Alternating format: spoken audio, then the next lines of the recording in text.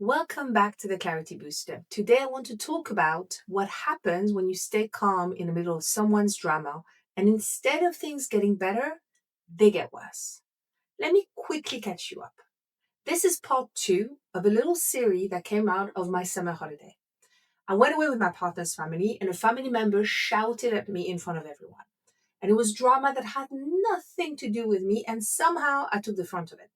So, in part one, I talked about judgment, why it's never really about us, but also why some comments stick and other bounce right off us. To sum up, they only stick when they match an old insecurity you're already carrying, what I call a Velcro patch. And I also talked about what I call paddle down. See, when someone tries to pull you into their drama, they're trying to start a game of ping pong with you. They need you to pick up the paddle, to react. Otherwise, there's no game. Paddle down means choosing not to react, not out of fear or to keep the peace at any cost, but because you're intentionally choosing to protect your peace. That's all you need to know to follow today. If you want to know more about what I just spoke about, though, you can listen or watch the replay of part one called Why Other People's Judgment Isn't Actually About You. So, back to my holiday. I had put the paddle down, and as far as I was concerned, that paddle was going to stay glued to the table because my only job in that moment was to protect my peace. For the rest of the holiday, I made a conscious effort to behave kindly, to leave the door open to conversation. I did my absolute best to diffuse the situation. And part of me thought that it would diffuse the tension, but every attempt at connection, every invitation, every good morning was met at best with a grunt and at worst with even more anger. It was like the kinder I was, the angrier they got. So, of course, at some point, you start asking yourself, are they just being a dick? No. Even if it feels like it, even if it looks like it. When someone consistently throws the olive branches you hand them back in your face, they are not trying to be a dick. Something else is going on.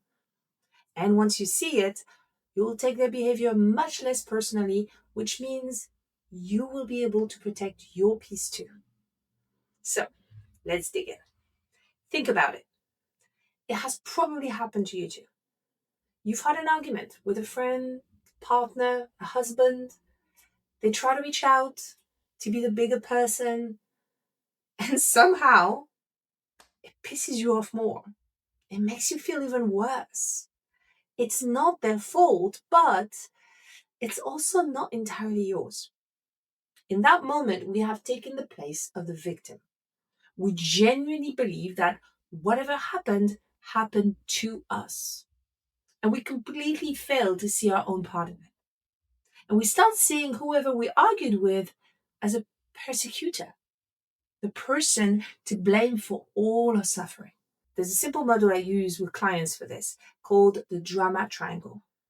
It was developed by a psychiatrist called Stephen Kaplan to explain difficult relationships. And it has three roles: the victim, who believes things are happening to them and can't see their own part in it; the persecutor, the person they've cast as being in the wrong; and the rescuer, the person who steps in to fix, save, or smooth things over, often at their own expense.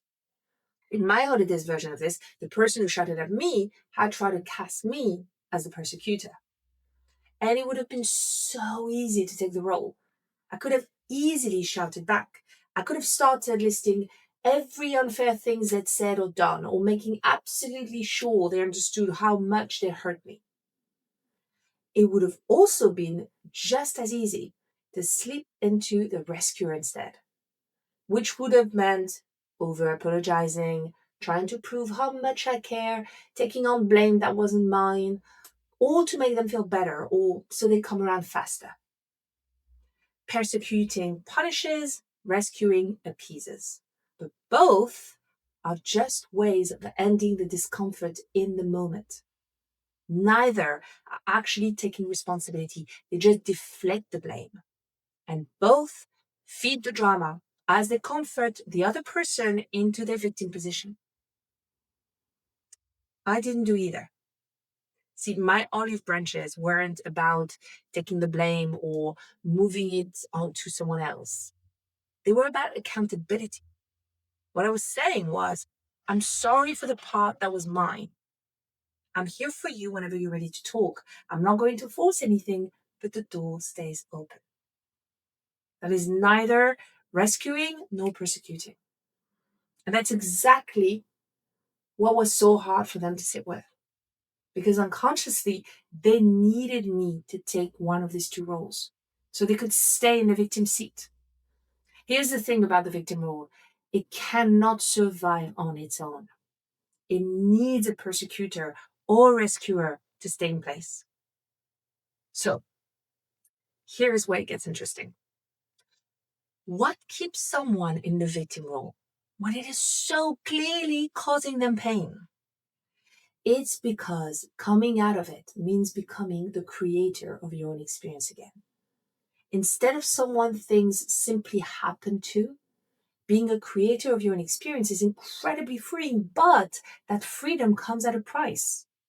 That price is responsibility, which is work, uncomfortable, unknown sometimes. And here's a caveat almost everybody misses. Taking responsibility is not the same as taking the blame. Taking the blame sounds like, this is all my fault, I'm sorry, I should have known better, whether or not that's actually true. Taking responsibility sounds more like, here's the part that was mine, and here's what I'll do differently. Taking responsibility is about taking action, moving forward. It's about learning from our mistakes and putting things in place to make sure they don't happen again. Taking the blame is simply saying it's my fault and sitting in the victim's seat for longer. And for someone who has spent a long time, maybe even most of their lives in the victim role, taking responsibility can feel like stepping outside the comfort zone entirely. It can feel genuinely dangerous. Now, why the excessive rage? Why now? That's the part I only understood afterwards. Why the shouting had been building for as long as it had. Because underneath it all, there was a debt already running, one neither of us were really aware of. See, the shouting probably wasn't really about that one moment. In fact, explosions like that rarely are. Remember, in part one, I told you I'd had absolutely no idea this person had built up months, maybe years of resentments toward me. I think about it now as what I call the kindness debt. The kindness debt is what happens when you give someone something, your time, your patience, your tolerance, they're not actually willing to give. And you say nothing about it. But your unconscious is keeping the tab. Maybe you don't say anything because you don't dare to. Maybe you don't even realize you're giving something you're not willing to give, which is often the case. Or maybe you think your kindness will be returned eventually. And that's not a gift, that's still a loan. Whatever the reason, you unconsciously start running as a tab. Even when it's dressed up as, it's okay, I don't mind, or you don't owe me anything. And what happens with debts? Well, they gather interest until there's connection debt. The small thing that costs them nothing in month one costs them a lot more by month 10 or 12. Terrible interest rates, by the way. But eventually, it all comes out: an explosion, a snap, a sudden coldness that looks from the outside wildly disproportionate to whatever just happened. And here is the tricky part. Because the debt was never or rarely consciously tracked, most people don't actually know why they are this upset either. They just know they are. And that confusion comes with its own layer of shame, embarrassment at having reacted so strongly to something that on the surface doesn't seem to warrant it, which makes it even harder to explain or apologize for. Admitting you overreacted is hard enough. Admitting you don't fully know why you're overreacting is harder still. From my side, that day looked like it came out of nowhere. From there, it probably didn't. It was the interest on the kindness that I never knew existed. That doesn't excuse how they behaved, by the way, but it changes what it means. It wasn't really about me, or it wasn't really about that one conversation. It was a result of their inability to express boundaries, all accumulated and exploded on that one day. So, what do we do when someone refuses to rise to our level, no matter what we offer them? Well, first, remember this. When someone keeps refusing your kindness, it doesn't mean they're being a dick. It usually means they believe they don't have a choice. And moving out of that belief is a far bigger ask than it looks from the outside. That's a strange thing to comprehend sometimes, because from where you're standing, the choice looks obvious. Let it go. Accept the olive branch. Move on. But remember, you're not sitting in a victim seat. They are. So it's much easier for you to see this than for them. You have freedom and agency in that moment. They don't. To them, accepting the olive branch means admitting the anger wasn't entirely justified, wasn't worth holding on to for this long. It might even mean apologizing. And once you've been angry for that long, calm doesn't always feel like relief. Sometimes it feels like exposure. When we're stuck in a victim role, the only thing that gets us out is realizing the only person keeping us there is ourselves. The moment we realize we can choose to let go of the resentment and the anger, we free ourselves from the pain. We become able to accept other people's kindness again. We become the creator of our own experience instead of someone things just happen to. So, if you are on the receiving end of that, don't take it personally. They believe they don't have a choice, and it angers them to see someone else trying to make them choose.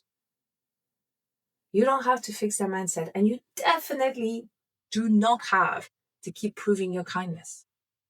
You just have to remember whose responsibility it is to find their way out. So next time someone doesn't warm to your kindness, no matter how much you offer, pause and ask yourself one question.